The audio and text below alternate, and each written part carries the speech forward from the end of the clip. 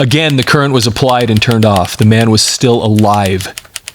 The third application was given, and when it was turned off, the doctors noticed that the artery in his neck was still fluttering.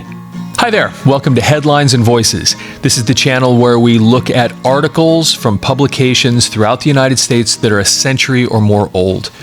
And some of these things are so fascinating. I personally love reading this kind of history. And if you do too, we highly encourage you to like this video and follow our channel, of course. And then, of course, leave messages or notes down in the comments section. Reason I say messages is you can put notes down there, not necessarily just about the topic of the article, but about things you'd like us to research to do videos on in the future.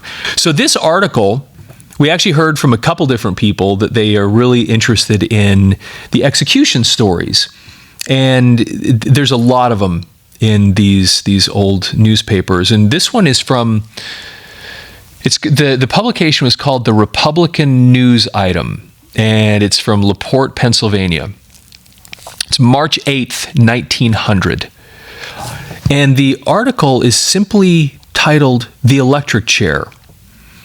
But it tells the story of a particular person who is executed, and I think you'll find this pretty interesting.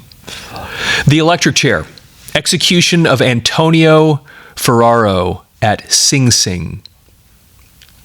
Prisoner had been expected to offer frantic physical resistance, but failed to do so. 5 shocks before death. Antonio Ferraro, whose defiance of the electric chair gave reason for the belief that he would make physical resistance at the last moment, surprised all, and walked from his cell to the electric chair, clinging to the arm of Principal Keeper Connaughton,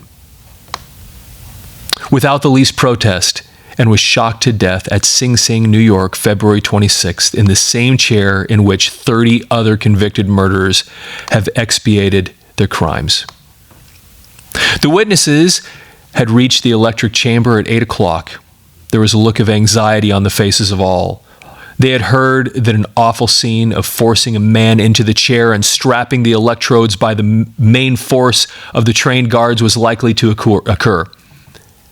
As soon as the door leading from the electric chamber to the death house was opened, the sound of the priest's voice, raised in prayer, reached the ears of those waiting in front of the chair.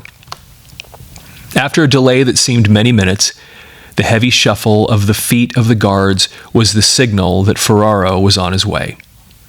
He patiently watched the guards as they fastened the heavy straps which bound him to the chair. At a signal from the warden, the current was applied.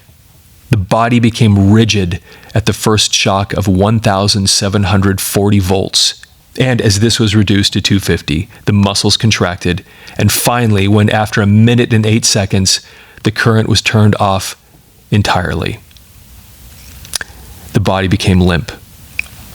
Again, the current was applied and turned off. The man was still alive. The third application was given, and when it was turned off, the doctors noticed that the artery in his neck was still fluttering. 2 more distinct applications were given, and at the expiration of these 5 shocks, the man was pronounced dead. Ferraro was a man of a brutish nature, and it has always been the experience that these men offer more resistance to the electric current than others of a more delicate nerve.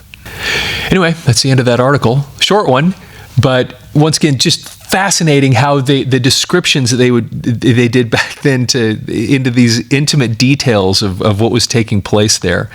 And so, anyway, if you like this kind of thing, like listening to these articles, please give this video a like. Obviously, follow our channel. And just want to remind you that these videos are sponsored by Audiomover. Audiomover is the company that takes your old audio and videotapes and converts them to digital. So if you have old audio videotapes, or if you know somebody that does, and you probably do, they are deteriorating, and you need to get them digitally archived before they're useless. And so go to audiomover.com, audiomover.com, and you can start your order there. And if you type in the word headlines at checkout, you can get 15% off your order. Anyway, thanks for listening. Headlines and Voices is sponsored by Audiomover, the company that takes your history, your old audio and videotapes, and converts them into digital. Visit audiomover.com to learn more. Headlines and Voices is a production of Thick and Mystic Media. Visit thickandmystic.com.